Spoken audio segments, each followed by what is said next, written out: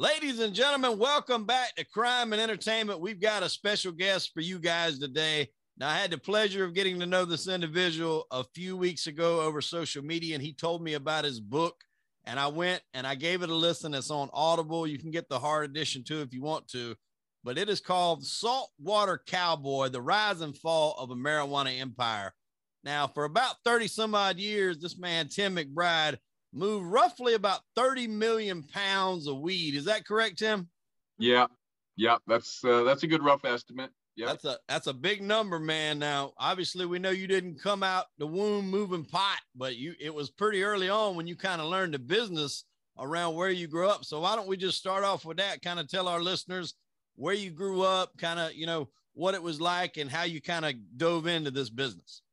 Yeah, it was all kind of, just one thing after another, almost like a Forrest Gump movie. I was raised in North Carolina. My father was 82nd Airborne. And from there, he took a sales job as I was a little bit older during high school year, took a sales job up north between Chicago and Milwaukee. So I was up freezing my ass off for 4 years there. And my next door neighbor at that time, we lived on the lake.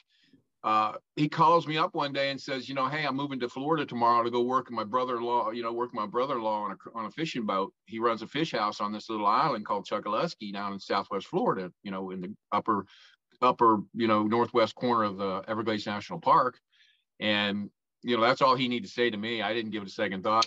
Next day I packed my shit and I was gone with him, and we drove a couple days down, and at the, dead end of Highway 29, we wound up on this little 130-acre island, Everglades, through Everglades City on Chokoloskee. And, he started working, with this, got a job working on a boat. It was kind of coming toward the end of the season at that time. And I didn't go down there with anything in mind. And, I didn't have a job lined up or anything like that, other than his brother-in-law and sister were building a house at that time on the island. So I just kind of, moved in and trying to help them build the house and got paid to do that. And in the meantime, my buddy was, kind of working on this crab. But like I said, there was, there's a captain and there's a first mate and second mate. There's only 3 guys on these boats when you're pulling traps. And there was a guy on there at that time from Michigan, and captain wasn't too keen on the guy. I didn't really trust him because there was a lot of that going on. If you haven't been around there for a while, or you weren't born and raised there, everybody always kind of gives you that sideways glance, because of what's going on in the background. So they decided that, Mark says, I got my buddy, Timmy, he came down here with me, he's part of the family. So, and people always ask me, like, how do you come from out of nowhere and jump into something like this, and Northern boys just don't come down there and, and get into shit like that. Well, I'm sorry, but that's the way it did happen, because where I came from, and knowing that, they were brother and sister, and the brother-in-law, ran the fish house on the island. He was a homeboy. He grew up there. Everybody knew them. So everybody knew us. They knew where we came from.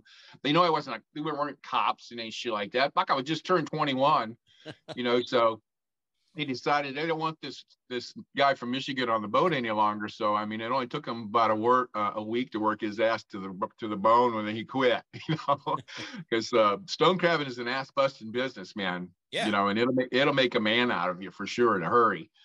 So, and it's not too hard to burn somebody's ass out. So they burned him out. He quit, and they wound up putting me on the boat. And, my first time out, going out fishing, pulling traps, we had at that time starting out, I think we only had about 6,000 traps, 5,500, 6,000 traps. And we were pulling anywhere from 500 to 600 traps a day, or supposed to be. So they go over the scenario about how, you take the boat out, you get out at like 3 or 4 in the morning, and it takes you a couple hours to get to where the trap lines begin. And as soon as the sun comes up and you can see that first buoy, you start pulling buoys and start pulling traps. Well, I had known that scenario because they had imparted it to me. So we get on a boat, I go out there, and I wake up, and the sun's up, and I kind of lean out of the bunk, and I'm looking up because the wheelhouse is the bunk's in the wheelhouse, and the captain's right there. Mm-hmm. And I look up at him. He's got this big shit-eating grin on his face. He goes, Timmy, he says, buddy, we're not gonna pull stone crab traps today. He says, we're gonna hang out here and goof off, and this evening we're gonna unload a pot boat from Colombia. And I went, okay, cool. Because so they kind of hijacked me and got me out there, but they knew I'd be cool with it because, we all smoke weed, and like that. So that was my introduction to, the pot hauling, and what was going on that island was, 15 tons the first night. 15 and tons first night. 15 tons. And, you know, we brought that in, and, you know, and the little boat, we were getting up to the 10,000 islands, to the shallows, and all the little boats come out, the little ones that can travel through the shallows, the mullet skiffs and the little, you know, the flat bottom T crafts. And there was a couple of brothers in town there in Naples, the Morgan brothers, that were building boats for us as well. Shallow drafting boats that had wide beams on them. So 15, 20 of them, 25 boats come out with two guys on a boat, a captain and a mate, and they start throwing and loading the shit onto their boats, and they make their way through the islands. And literally we put this load into one of our buddies' houses that we've taken the furniture out of, and just stack it full, you know. And so we got that done. We got that in. We go offshore, we scrub down and, you know, scrub the boat down, and we go pull up next to a trap line that we're going to wake up the next morning. We start pulling. We'll pull half a line, and then we'll come in, you know, because it's not uncommon for a boat like that, you know, working boat like that, sometimes to stay out, you know, that kind of thing. So we did that. And so we get back in, and we take, you know, I get arrested for that day, and I get up the next morning, 3 a.m, go down to the boat, get on, and I wake up, sun's up again. This very second day I was on this boat, dude. Still didn't pull traps yet. And he said, well, so we're going to do the same thing, only tonight we're unloading 22 tons. And I went, okay, man. So my first 2 days, or actually days, working on this boat, we didn't pull a fucking trap. We went out and moved, you know, all these tons of weed. And I got paid at that time, rookie pay is what they called it. That's what I was going to ask you. What was the pay like there? I made $5,000 for each night as a rookie. But, you know, and hell, man, I'm thinking, whoo, you know, I mean, that's, you know, to me or to anybody really at that time, and, you know, that's huge money. Now, what year was this? But this was 1979, actually. Oh, hell yeah. So, yeah, you know, and that was at a time when, you know, $12, $15, $16, $17,000 a year was a damn good living. I ain't lying. You know, you were middle class. Yeah, you were doing pretty good, you know. So now that the captain realized that he had a crew that was willing to work, you know, and that he could trust, boy, we dove right into it, man. And now we're unloading boats that are, you know, 2-3 times a week, sometimes 4 nights a week. And now I went from rookie pay to average pay. Now I'm getting paid according to the size of the load. Right. So I'm averaging anywhere from $50,000 to $75,000, $100,000 per night. Holy shit. And I just turned 21. You know, that was my introduction into this whole, you know, smuggling world that was going on there in the Everglades. Wow. Now, one thing I wanted to ask you, you said you grew up in North Carolina. What part of North Carolina did you grow up? Cumberland County, on Fayetteville. Okay. My father was at Fort Bragg. He was, like I said, he was at 82nd Airborne. Right. Okay. So I grew up in a town called Darlington, and it's not very far from Fayetteville. Racing Darlington. Yeah, I lived right behind the racetrack for years until I moved to Charleston. Yeah. Our summers were spent just a little bit south of that in South Carolina, northern South Carolina, Myrtle Beach. Man, I go there all the time. Yeah. Even though now Charleston, where I'm living at now, has got a beach. I mean, Myrtle Beach is just different. It's just the better place to go, in my opinion. I mean, you got the clubs and everything else down there too. That wouldn't surprise me, because even as a kid, I mean, I was just a little guy, man, you know, and I can remember us kids, you know, and I wrote in my book about this. I can remember sitting up on the second floor of a house that we had rented in Lawrence, looking out over the, you know, the putt-putt golf course, and watching our parents play putt-putt and listening to the doo-wop and shit and smoking cigarettes and all the colored lights and stuff going on. It was, you know, it was a fun place to be. You know, it was a family kind of a place to be. Yeah. Yeah. And it was, and you mentioned like Fayetteville. I used to have to go to get a lot of my tattoo work done in Fayetteville. There was a place, I'm not sure if it's still there now, it was called Bill Clayton's. Like, it wasn't legalized in South Carolina at that time. So everybody that was getting it had to drive. Either you knew somebody that was doing it like under the table, or if you wanted to go to an actual business establishment, you had to drive to Fayetteville or Georgia, and Fayetteville was a little closer to where I was. So we would go up there and get a lot of our tattoo work done and stuff. But yeah, that's pretty cool. So you're making big money here. I mean, that's like you said earlier, at the time, the average, you're almost doubling the average income at the time, and you're fresh into this shit, 21 years old. That had to be a whirlwind, like, lifestyle change, I'm sure. Yeah, and it was, you know, I mean, it's when I got started, I mean, it was just like, bang, man, we're working. you know, and that's all us kids knew at that time were, you know, 15, 20, 30, 40 ton loads. That was just nothing new for us. It was nothing, you know, like, oh my God, you know, it wasn't like that. It was just all we knew. And, you know, and it was just the job that we did. And as you know, as we get into the story, what a lot of people we didn't understand at that time, or even the government at the time that they were, you know, got to the point where they started affecting the rest and trying to get this under control, that didn't have any idea that us kids were doing all the work. Right. You know, I mean, it's not the adults out there climbing up into them hot ass freighters and going down into the bilges and making a pyramid of pot out of it. Guys standing up the side of the pyramid, and we're bucket brigading this shit up to where the guy on top can lift it up and they can grab it from the hole up above.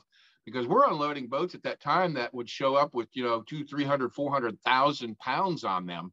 And we would go out night after night just to unload one boat, you know, in the early days.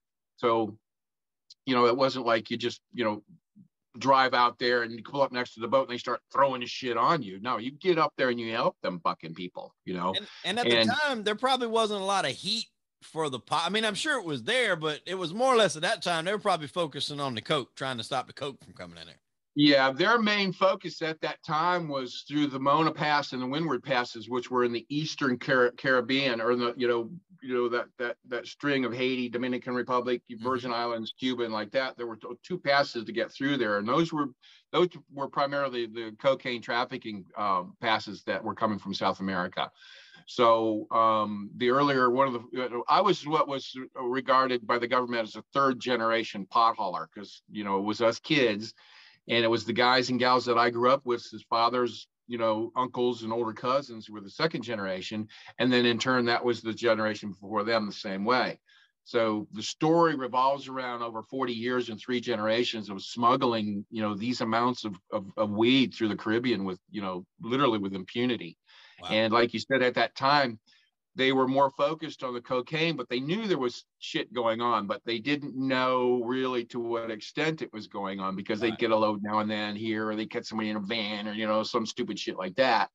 But it wasn't until they started affecting, you know, these major operations after they got the cocaine trade under control in Miami that they decided to, you know, turn their attention to the West Coast and find out, you know, what the fuck's going on over here. Let's take a look. Right. That's when, you know, it was the cocaine cowboys in Miami that actually brought the shit down on everybody, because they were just stupid and everybody wanted to be the big dog, you know, and that just don't work. And when it's, you know, when things like, when a scenario gets into play like that, that's how everybody starts killing everybody. And that's how Miami wound up being, you know, the most dangerous place on the planet to be, barring any other theater of war going on in the planet. Right. Yeah. Those guys, I mean, especially, I'm sure we talked earlier before we got on, you know, the Cocaine Cowboys documentary, and I'm sure a ton of people have seen it. It was the fucking Wild West down there for a long time.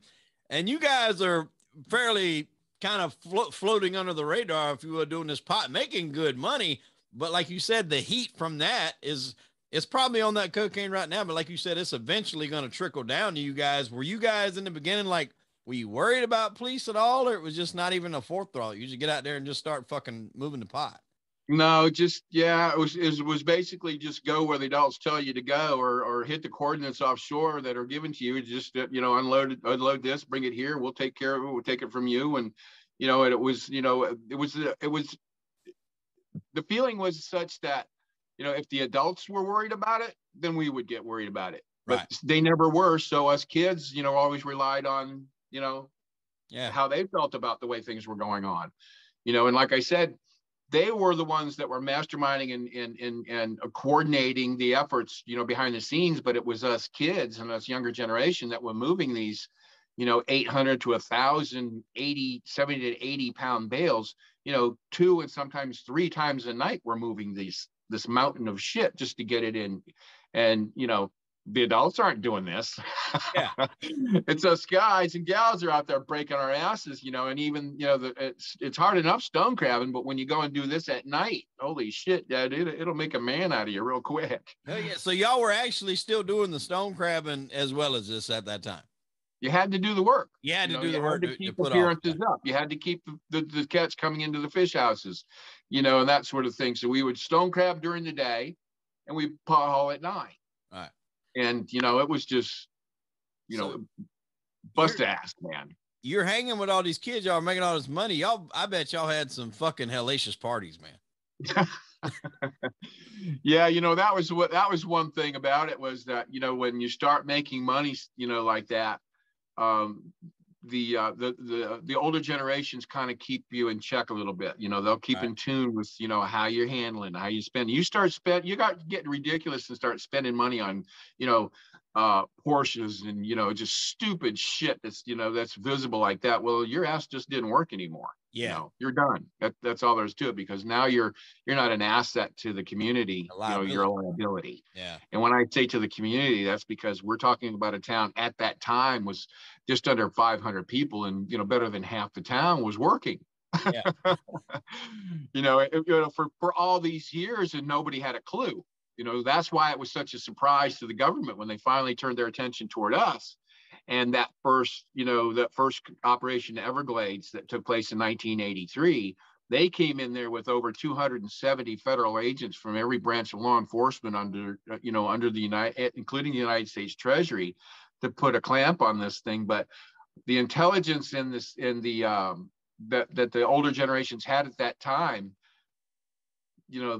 they knew 2 weeks before this thing happened that they were coming, Right. So when they showed up the first time in 83, it was pretty much, it wasn't very much of a success. It was, basically a failure, because, there wasn't anybody around. They got a few people here and there and a couple of seizures, but it wasn't what they had intended it to be.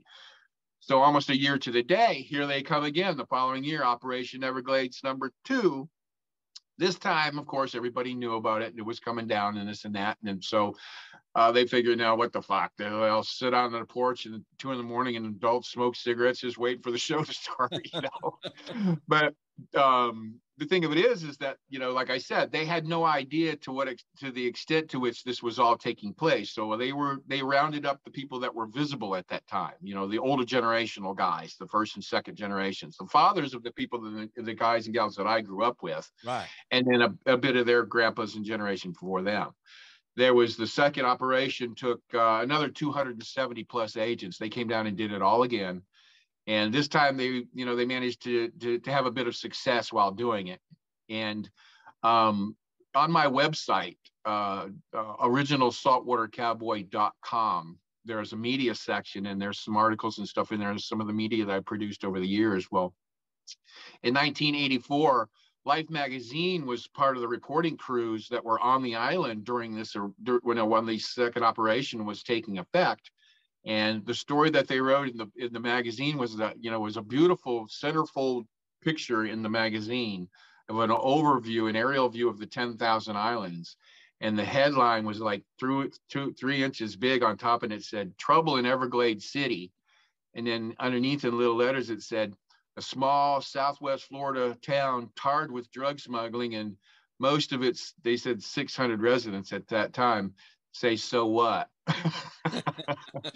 And it goes on, it was 18 pages. It was unprecedented in Life magazine, 18 pages of an article that goes on to describe about, what took place and how it was taking place. And that primarily this was an island community left with mostly women and children, because the entire adult male population went to prison. Wow. I mean, but at the same time, though, I can see why they would say, like, who cares? Because as we've kind of spoken before on the phone, you guys weren't getting all this shit and then bagging it up and selling it all. Y'all were strictly point A to point B. Once you got it from where it was and took it to where it was going, you didn't give a shit. You got your envelope, right, and that was it. Right. And that's why we were described as service providers by the United States government. And simply for that reason, we never owned the shit. We don't want to own the shit. We just have the ability to go get it and move it and get it into the country and literally put it on your doorstep in Miami. And when I got to, when I was a kid, kids doing the work, we never really gave a shit about whose job this was and who was in charge and all this stuff. We were more focused on my job at that time, having just gotten into the industry as a kid, and understanding the hierarchy of the organization, if that's what you'd like to call it, that the going offshore and unloading the freighters, there's only 3 people on a boat. Like I said, there's a captain and 2 crewmates. And if you're 1 or 2 boats or 3 boats, depending on the size of the load, three guys have, if you go out to get, say, we can probably get 35,000 pounds or so on our boat at any one time. Mm-hmm. So if we go out to get that amount and we're bringing it in, there's three people in charge of that entire load. We're responsible for that entire load. So we're getting big bucks. We're getting paid, the bigger money. So when the little boats come out and get it from us, they're like 30 grand. So the owner of that boat pays their mate out of that. And then it goes into the guy who owns the house that we put it into. And then it's the cars and trucks and vans and whatever it is we take to drive the shit back and forth to Miami. Right. That's another pay schedule. And then there's bail handlers. There's guys just tossing bales for $5 grand a night.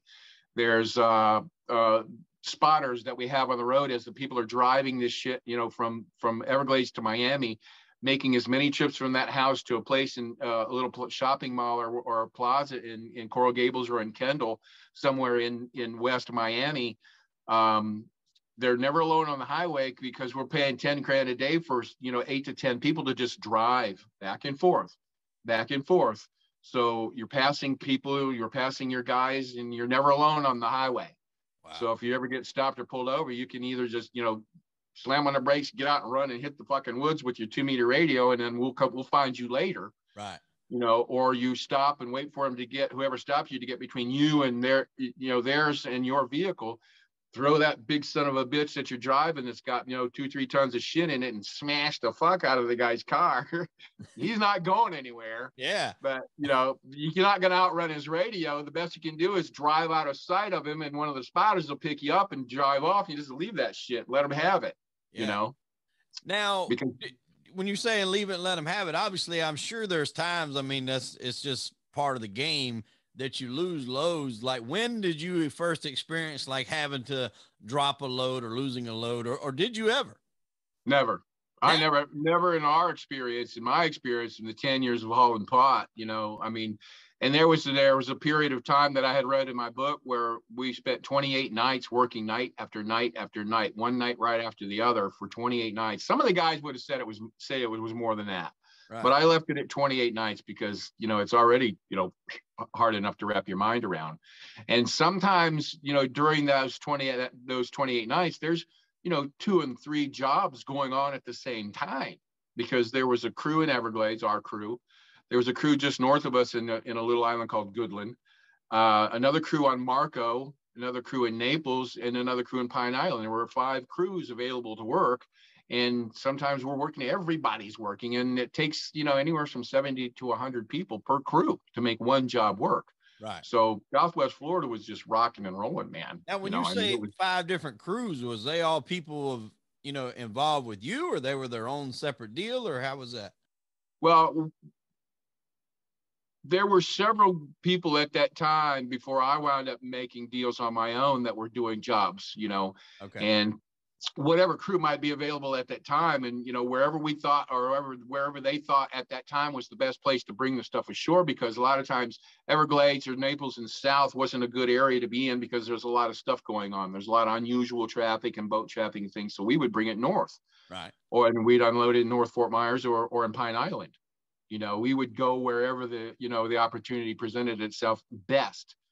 But at that time, there really wasn't a whole lot, like we said earlier, there wasn't a whole lot of scrutiny with regards to that going on, because, they quite literally, like I said, they had no clue the extent to which this was happening. But ultimately, they did get AWACS, the radar planes going and things like that in the later years. But in the early years, dude, it was wide open, man. It was like the back door was open. It was sickening.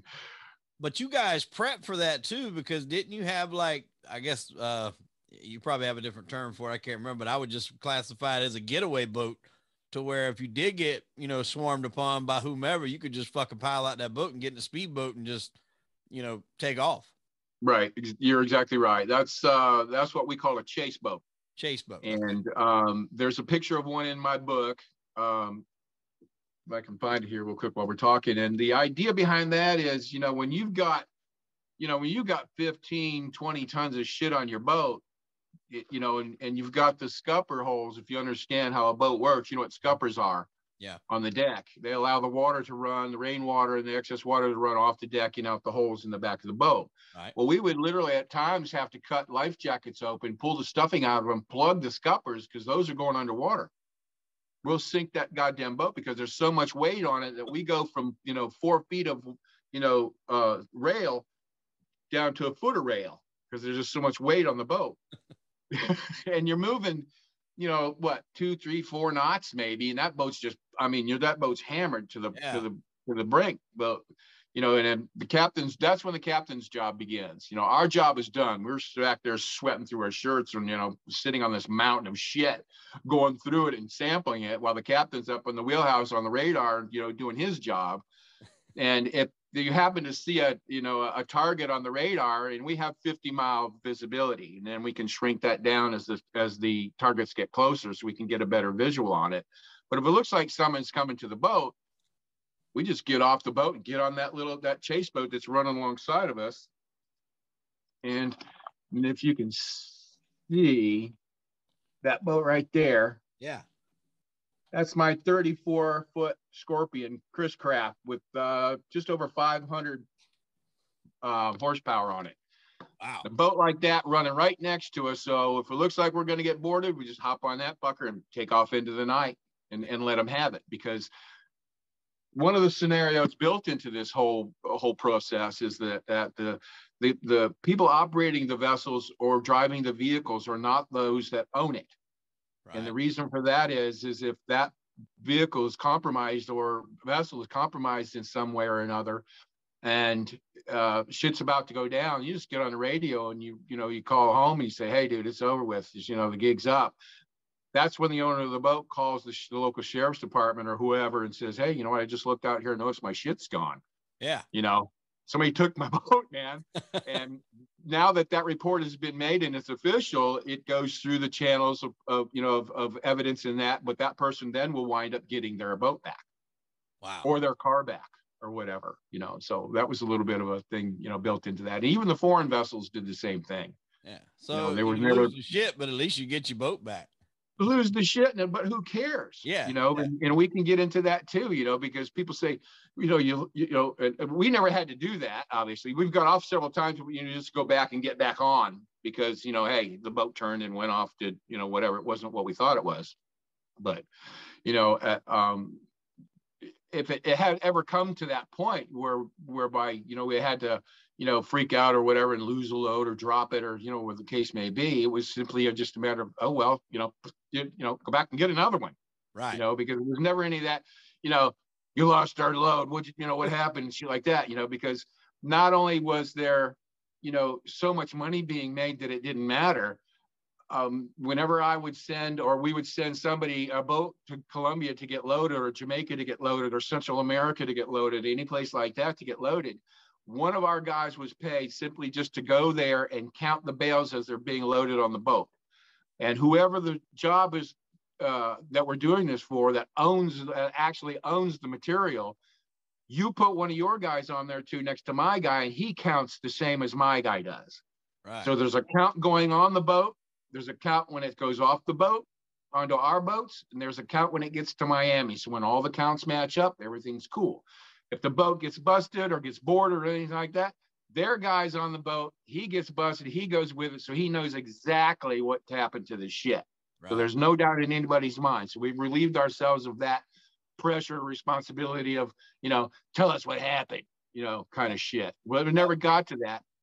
And the reason for a lot of this is, when they say, go get another one, is simply because of the price that I'm buying the shit for. We typically take, just pick a number, say 30,000 pounds of Colombian redbud. In those days in 1984, when I was taking over, and running my own jobs and flying to Colombia and purchasing this stuff, meeting the boss and understanding how it all works, I'm paying $10 a fucking pound for this stuff. And by the time it gets to Miami, or into United States waters, it jumps up to $500 a pound. So if I can take some cocaine cowboys bar money, 300 grand, which is to us, it was like, who cares? Take 300 grand, drop it in a bank in Cayman, fly on to South America, pick out 30,000 pounds of shit for somebody and put it on their doorstep in 8 to 15 days, which is typically the trip between South America and South Florida, barring any other, weather patterns or things of that nature. Right. And put it on their doorstep. Now it's worth 15 million. So I take 5 million because that would have been my cost for having moved a load like that. So in dollars and cents, what that turns out to be is you just spent $300,000 and made 10 million plus your 300,000 back.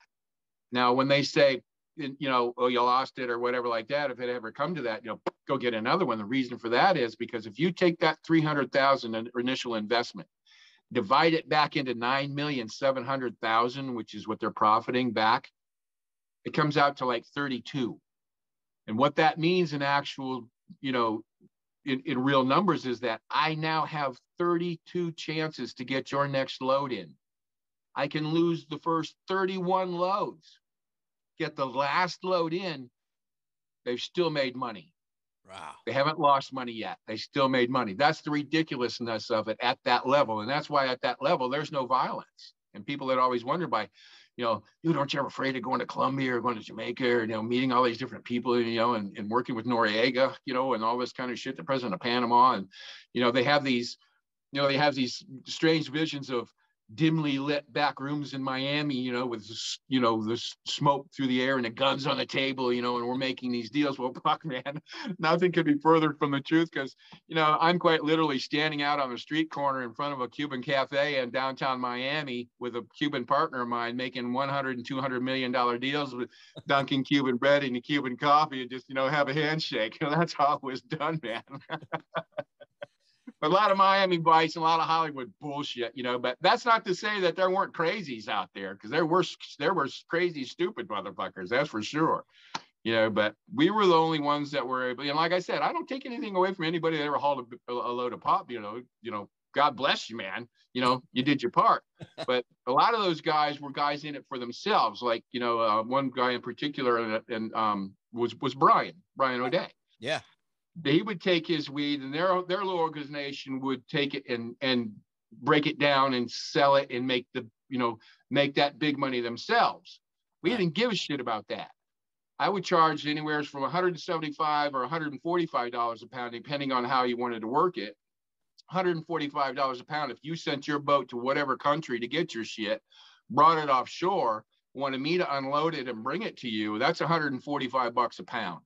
You want me to go somewhere and buy your shit, pick it out for you and do the A to Z and put it on your doorstep? That's $175 a pound is what you pay me to do something like that. Right. And again, when you talk about, the violence and, and the, just that whole, weren't you scared kind of thing because it's a drug deal, it's, smuggling and shit. People have this misguided conception about how that all works at that level, and it's like, it was never like that. It was just ridiculous to think that, if I can turn some guys, $300,000 into 10 million in 8 days, you think these fucking guys are going to shoot at me? Yeah. Why would they want to kill you if you can't give me money fast enough to go back? So that's how I wound up going after the first, they wanted to first try me out, my first deal, right. Go down, buy it, bring it back, do the whole thing. Let's see how it works out. Then from that point on, that's when I'm doing, I'm going down to buy 50 tons, 100 tons, 150 tons at a time, and then send boats to go get it, that kind of shit. Now, you mentioned earlier, started working with some of the bosses over there and some of the top guys. Now, we'll get into that. Who was like the first big guy that you had to meet with? Would have been the gentleman that I refer to in the book as the boss. Okay. I won't ever say his name, right? Because I'm sure he's probably, still around. An older gentleman like all the rest of us are, but I'm pretty sure he's still around. Well, that's the one who was afraid of his wife, right? Yeah, it was the guy. Yeah, I would tell you that story, man. That was pretty That was pretty wild. But he was probably one of the most interesting characters that I'd ever actually face-to-face worked with, because he wound up being a cousin of the Ochoa brothers, who were the Cali cartel. Right. Yeah. And he was running the northern tip, or the northern coast of Colombia at that time, between Santa Marta and Cartagena, including Barranquilla City and the Barranquilla Peninsula. Nearly everyone growing anything in that region came to him. And we were at that point, in time when we were just doing job after job. And the loads got bigger because they got a little bit smarter as time went on, because, working for a guy like that, again, there's never any reason for violence or anything like that, because I pay him for his product. And once I pay him for it, he doesn't give a shit what I do with it. He doesn't care. But he did warn me one time, one year he said, I was doing a job that I didn't know the job at that time. I was doing 60,000 pounds for the president of Panama at that time, Noriega. He was a crooked son of a bitch, man. And just a piece of shit, what happened was he had found out that the first job that I did for him for 60,000 pounds, was pretty successful. He wanted me to work a couple more times for him like that. So the boss and cornered me one day. We were in Colombia having lunch, and he says, "Look, dude," in Spanish, and because we're translating, and he says, "I love you like a brother to me because we've been working. You're a good guy. You're a stand-up guy, and you know what you're doing." He said, "But promise me one thing: you won't ever give that man your money. Don't ever put your money in that man's banks because he'll take it." Right. And sure as shit, I don't think it was like 6 years later. If you any of you have ever seen the movie Blow, where Johnny Depp plays a guy named George Young, and his partner in the movie named Diego. Well, Diego in real life was a man named Carlos Slater. Yep.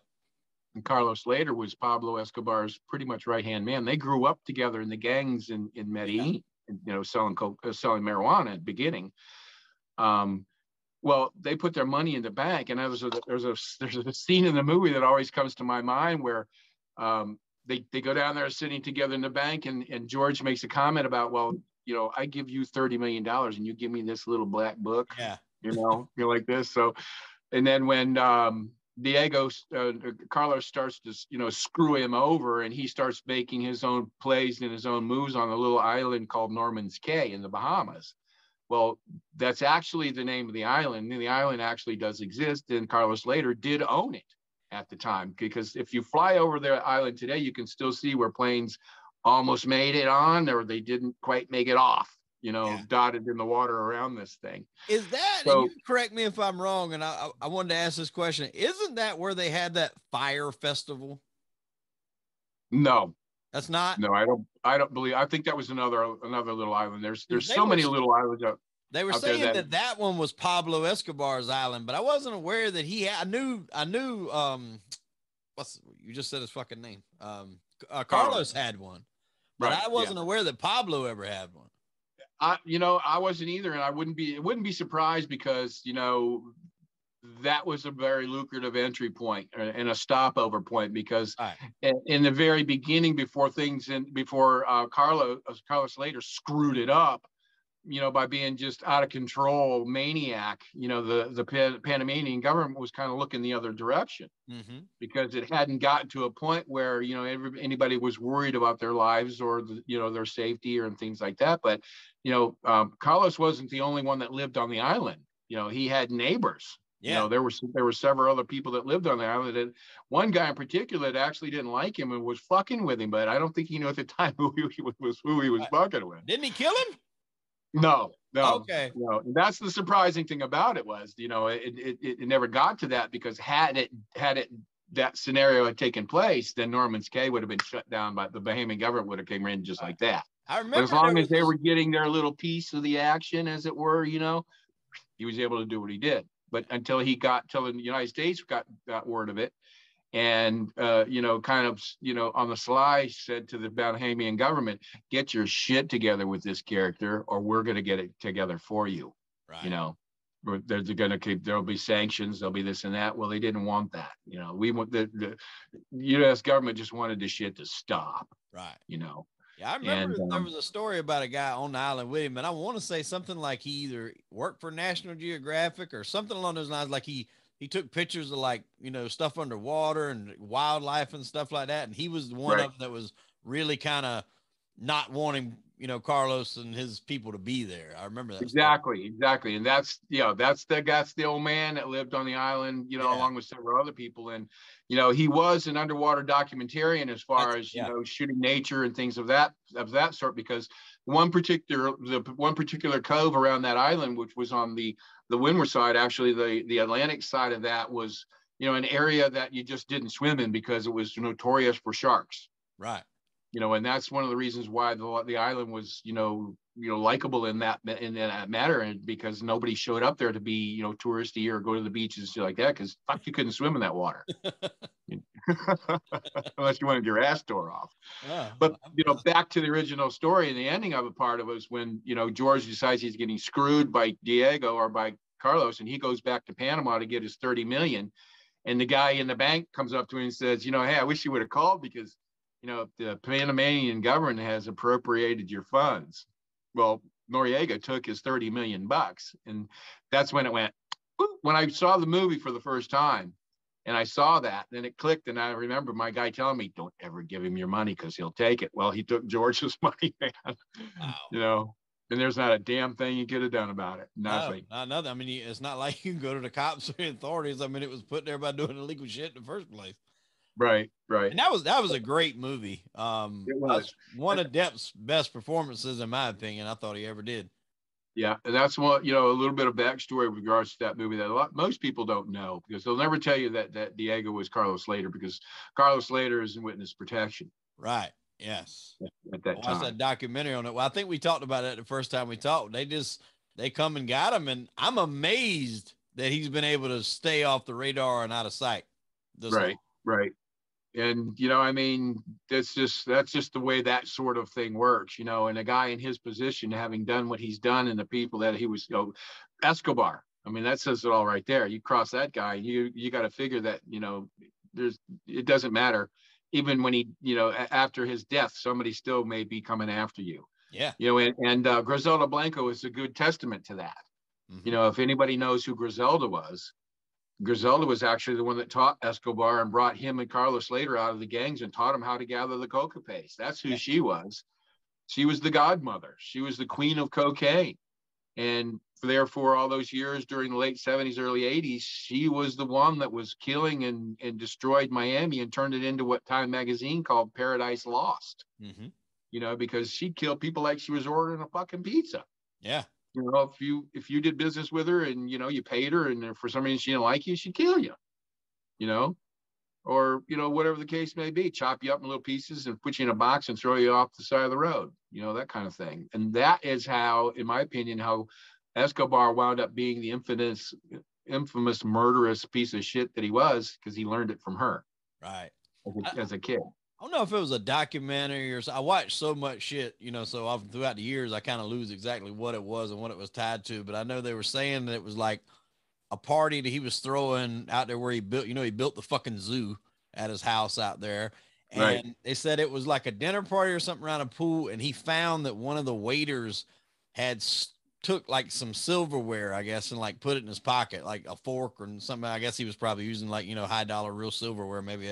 Yeah. And gold-plated silverware. Yeah. Man. He tied his fucking hands behind his back to his feet and then threw them in the pool. Not like after the fact, like when everybody left, like right when he fucking found it. So everybody's at this place, probably just looking around, and they do that and just throw that fucker in the pool, like right there in the middle of the party.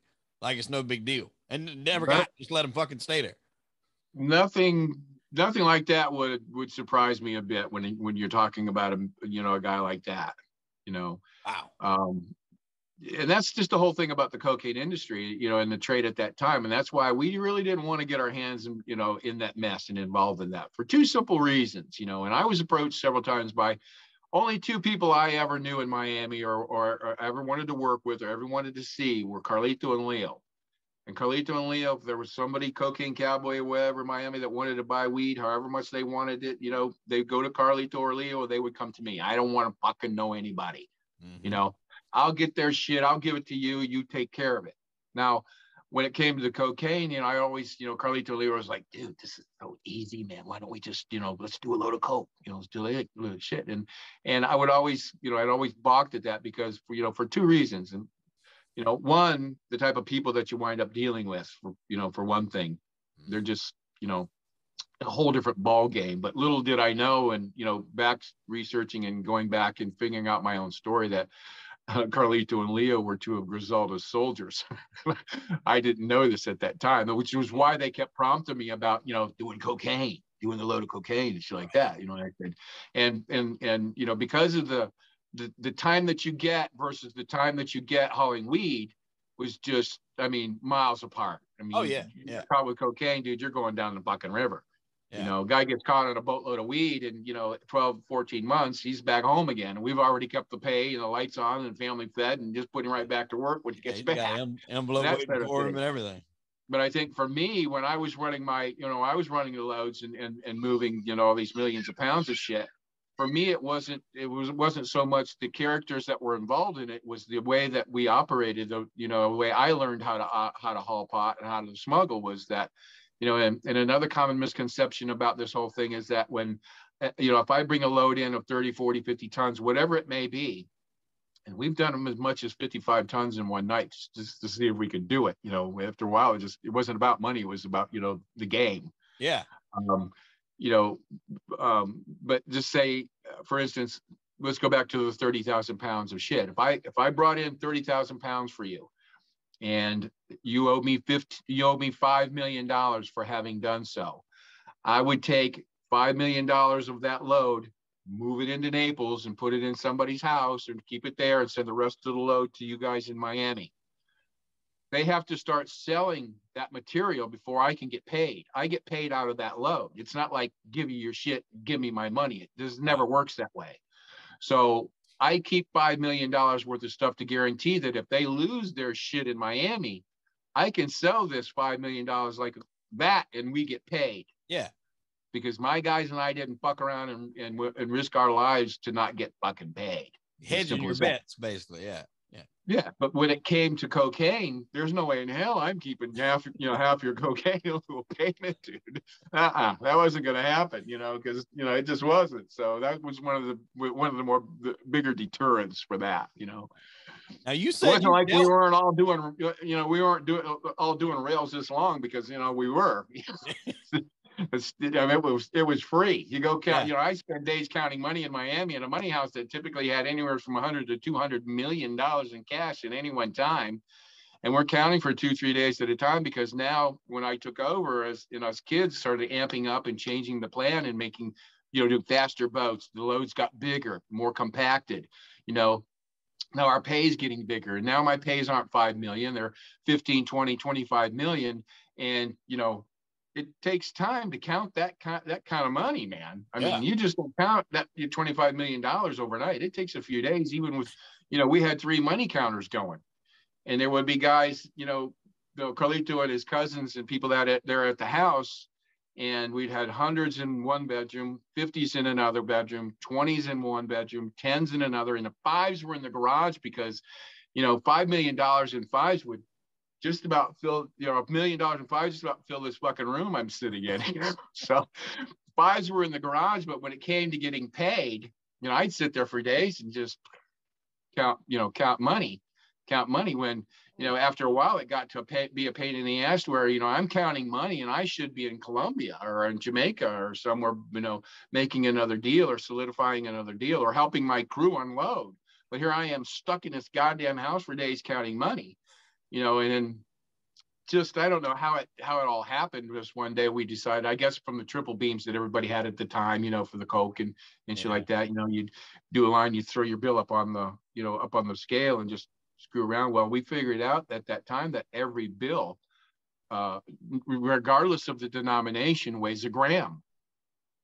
So there's 28 grams in an ounce. There's 16 of them buckers in a pound. So from that point on, it's just math. Yeah. So you figure out what denominations you got in this laundry basket full of bills that the guys will go into the room and just load up like this, carry it out to the kitchen. And the first time around, to get the numbers right, we'd have to count the bundles as they're going into the scale. And we would count them to, up to, $1 million or so. But the reason we're counting them is because we have to subtract the weight of the rubber bands around the bundles, because there's typically 2 rubber bands on a bundle of 2,000, and you have to subtract that weight. So once we got that figured out, we just all, now it's not counting the money. It's just throwing bundles in the basket until it reaches this certain number. Boom, there's $1 million. 120, 22.2 pounds in $100 bills is $1 million. Yeah, I think you say that in the movie when they're counting all that fucking money they got stashed.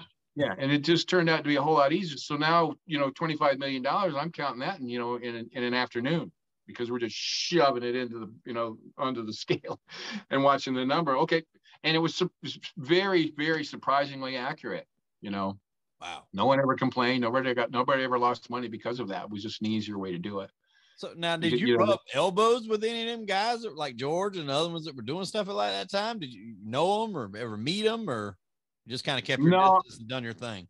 No, I never met any. I never met any of those guys. We pretty much had our head down, doing our own thing, because, like I said, it takes, to get one job in and get it to Miami the next day, or depending on how much we brought in that night, if we filled 2 or 3 houses. I can remember at one point, every house that was able to get pot in it on that little island had pot in it. I mean, it was just, I mean, it was crazy.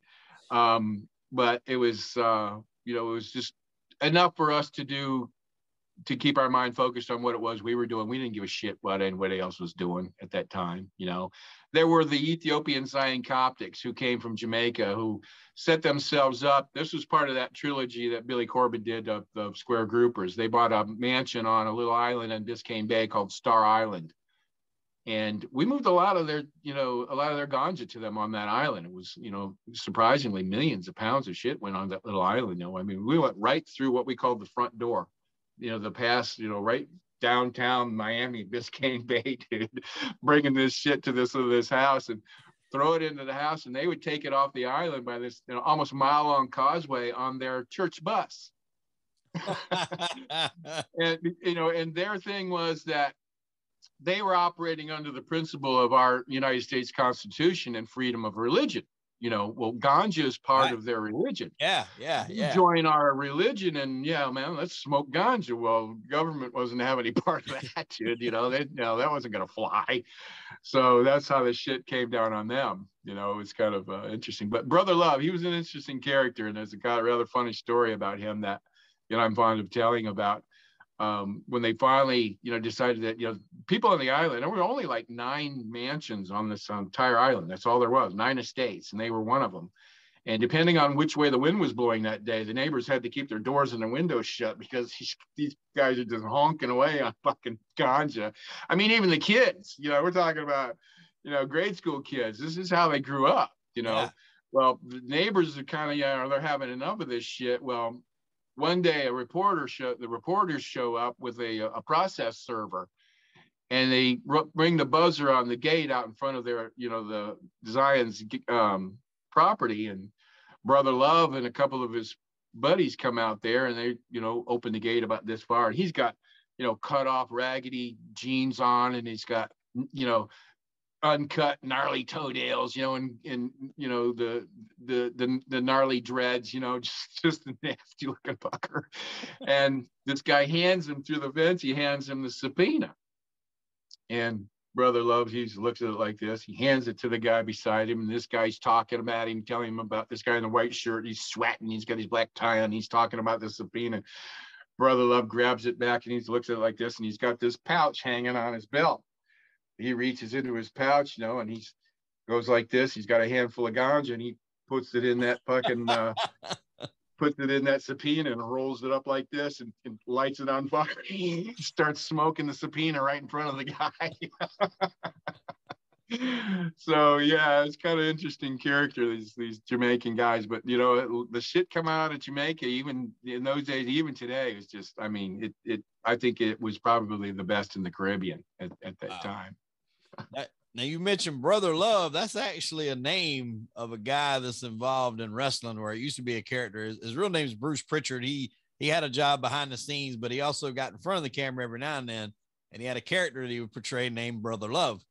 Now, I bring that up and mention it because in your book, you actually deal in some of your haulings with another famous wrestler's brother, Bam Bam Bigelow. Yeah. Now, Scotty Bam Bam Bigelow. So you partied with him a time or two. That seemed like 100 miles an hour individual all the time. Yeah, he was, and he was just a sweetheart of a guy. A lot of these wrestling characters were just that. They had this bigger than life persona when they were out wrestling because they had to be. They had to be the strongest, the toughest, and put on a good show. But behind the scenes, they were just guys like you and me, man. Just Scotty, I met back in the early days as we were talking, and during the early days, it wasn't uncommon for us to run across bales of stuff that people had gotten scared and just thrown. Just got freaked out and just throw the load and run. That kind of shit, because and a lot of it, a lot of times it wasn't warranted. And the stuff would just be there floating, and we're going out to work the next day, and I can remember one time in particular when we had found, I think we found.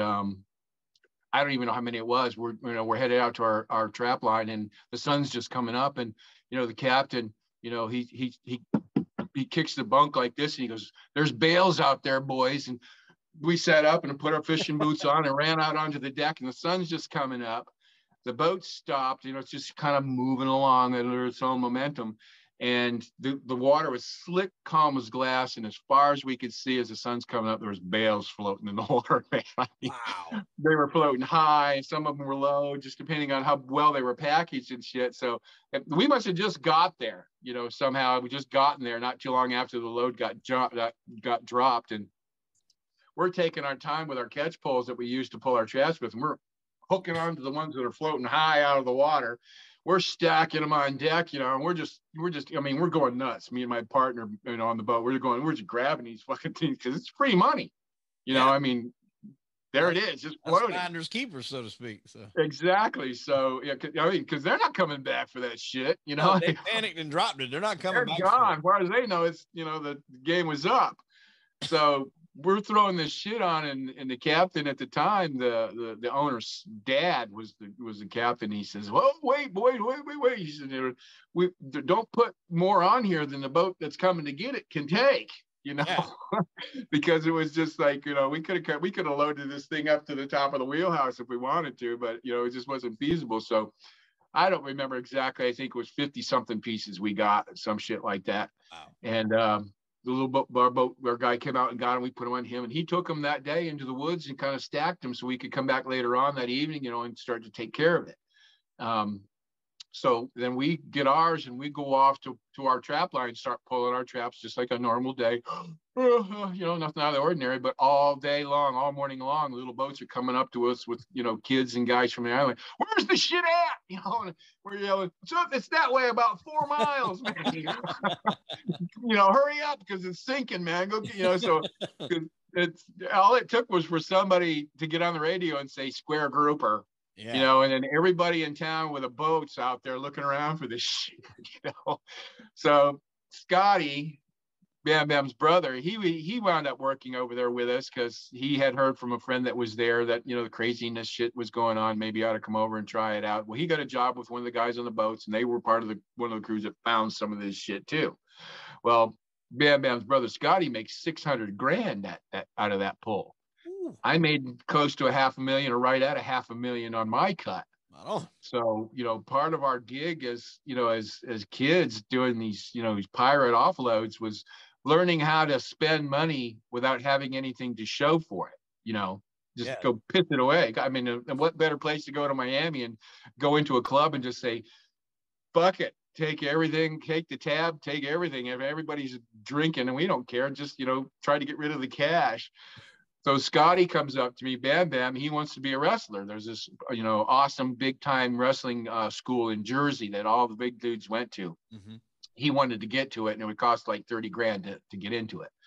And I had the money, man. I had stacks of money. And he said, "Timmy, would you back me in getting into wrestling? $30,000 is all it takes, and I had the money right there. And I showed it to him like this. And I said, "Look, Scotty," I said, "I got the money right here, dude." I said, "But I know you." I said, and if I gave you this money, I said, "You'll take it. You'll probably go have a badass fucking party somewhere, and you won't even invite me."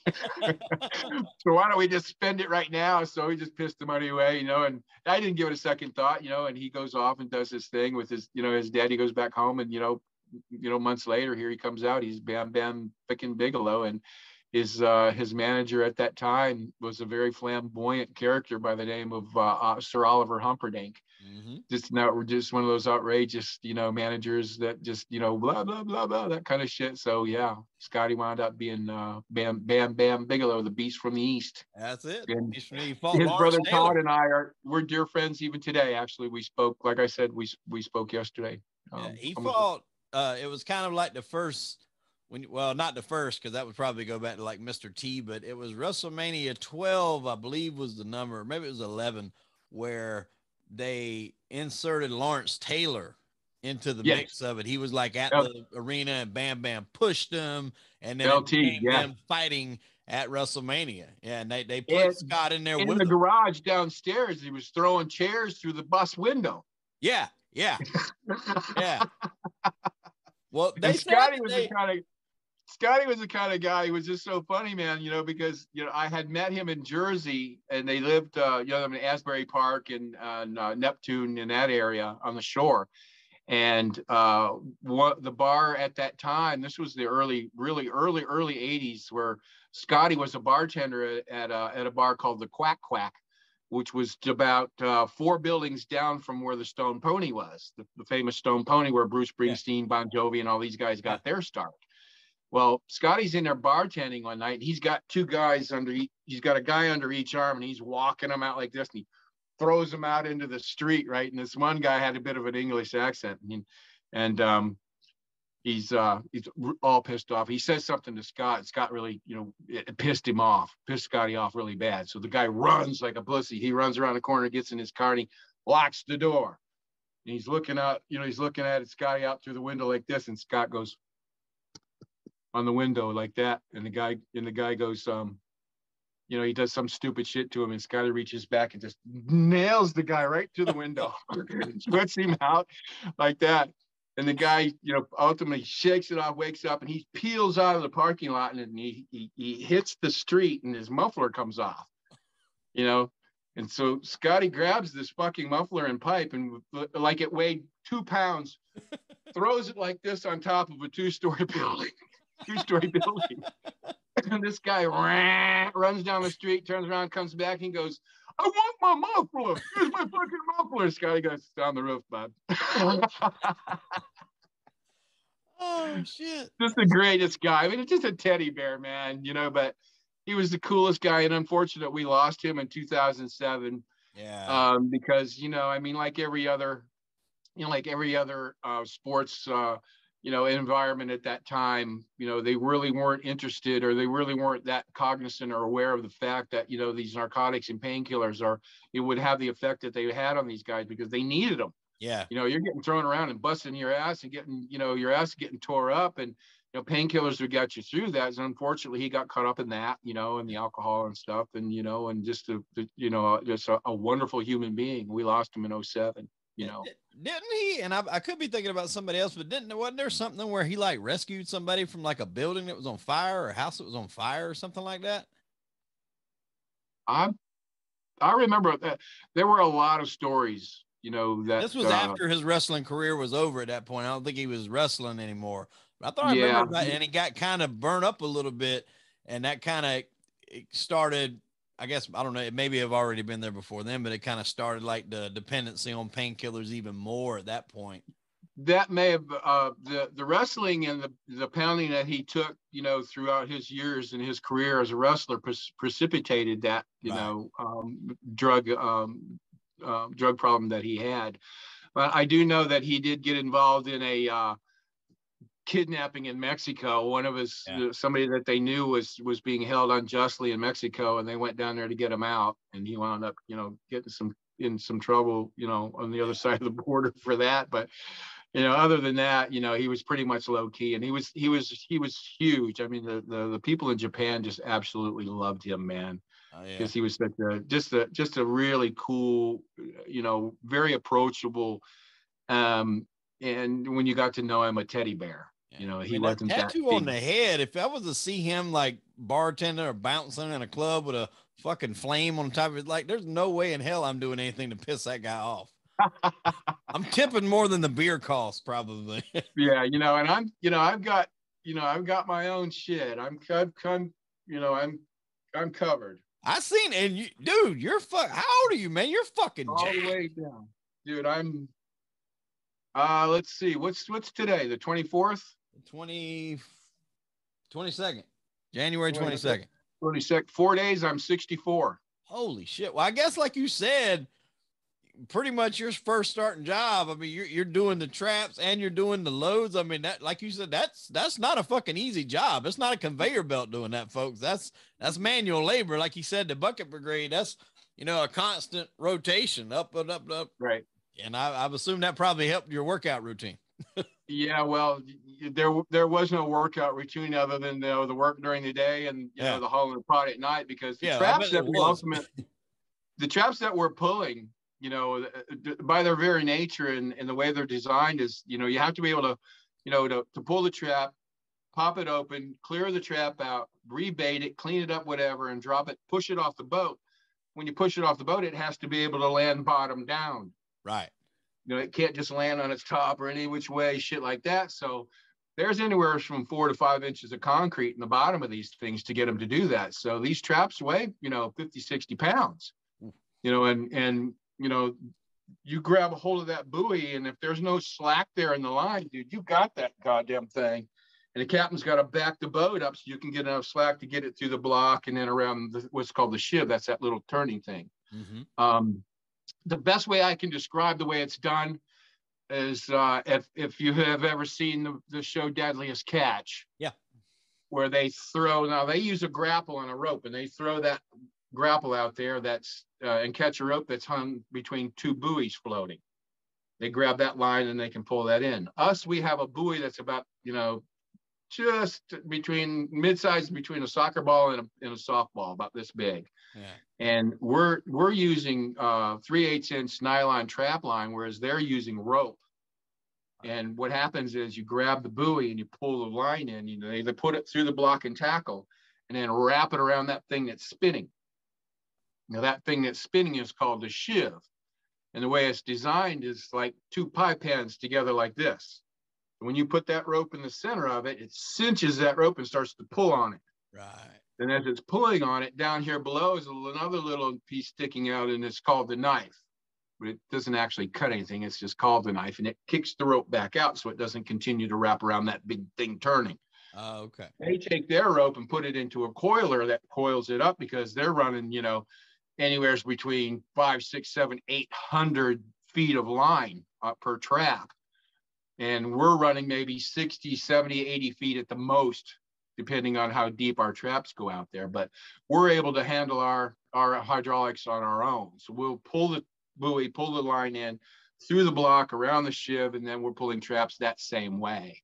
Wow. We clear the trap, and then I rebait it. So while I'm pulling when I pull my trap, the guy on the other side of the boat pushes his off. So while I'm getting my trap cleared and prepared and prepped and ready for baiting, we're pulling up to the next trap. He grabs the next trap.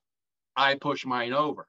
Okay. So every time we grab one, we push one, grab one, push one all day long. And we got to the point where now we're pulling 700 of these a day. Wow. We got so good at it because we're pre-nailing our boards that for repair. We're getting, as prepared as possible to bust through these lines, and get the job done and get through 700 traps, 350 for me and 350 for the other guy, so we can get our ass home in time to, we had it down to a point where, boats that were pulling 400 and 500 traps were getting in after dark. We're getting in at, 2, 3 in the afternoon with still enough time to go into town, because, it's all about getting your shit together. Right. So yeah, you're busting your ass doing that. And if the catch isn't what it appears, it wasn't what the captain likes to see as we're throwing traps out, we're clearing, and we're calling flipping crabs. We're just taking them and throw them over our shoulder into boxes, fish boxes that are laying back here all together. Right. And the captain doesn't like the catch that he's seen. He'll yell out the wheelhouse door. We're turning around and picking them all back up. That's when we pick them up, coil the ropes, and start walking these things across the deck and stacking. And we pick all 700 of them up, move them somewhere else, and drop them into another place. Wow. And that's all in a day's work. and then to go out at night and haul, and move, 800, 1,000, another 80 pounds that doesn't have a handle on them. Yeah, They're you got a awkward man to out work on those with. things. And in the earlier days, it was a mess. I say earlier days, like in the late 70s, early 80s, the shit, coming out of the Caribbean, particularly in South America, when there was, there was so much coming out of the jungles of South America that if they weren't somehow hand pressed, with a hand press like this, or sometimes it even looked like they were just using, big bags and just stuffing their foot in it, to pack them like that, duct tape the plastic, throw that in a burlap bag and stitch that together. There was nothing compacted about them. We call them pillow bales. Right. And they were just the nastiest fucking shit. I mean, by the time we'd get them from the freighter, they'd already been handled maybe 2-3 times. Because another common misconception about this whole scenario is that the boats coming from Colombia just don't pull up to the shoreline, to the dock and get loaded. They have the same problem we have with shore patrol and, and federales and the military and the Navy and shit like that. So the boat sits offshore and it could take 3 weeks, 4 weeks to load a boat down there. But little boats come out at night with whatever they can, wait the next day, wait the next night, come out and load it like that. So it wasn't an easy process by any stretch of the imagination. But when we get it, to our end of it, and, you have to climb up and start working with this shit. I mean, by the time the job gets in and our boat is unloaded and the little boats have taken care of it, I've literally broomed the shit into piles, and my pal has taken an ice shovel and just shoveling the shit off the deck. That's how nasty this shit was. And I've dumped more shit out of my boots than 15 guys could smoke in their lifetime. That's how nasty it was. And being that as we're responsible for this shit, and if any word gets out that, there's something suspect or whatever thing, may be taking place, and there's, patrols out there looking, they get on your boat. If they find one seed on your boat anywhere, you're screwed, you're fucked. So we're out there with knives and screwdrivers going into the little cracks and crevices and cleaning this fucking shit up because it was so nasty. And then we'd wait that night the next morning by a trap line. When the sun come up, we just, pull traps and then go home. Well, this happens, time and time again. And we're down in the holes of these boats, pulling this shit up to get it on deck, helping the guys on the freighters so we can get our load. And, I couldn't help it. I'm looking at my partner one day and one night we're doing this shit, and it's hot down, in these holes because you've got, anywhere from 50 to 100 tons of shit down there at any one time. And it winds up getting, it starts to heat up like a mulch pile. Right.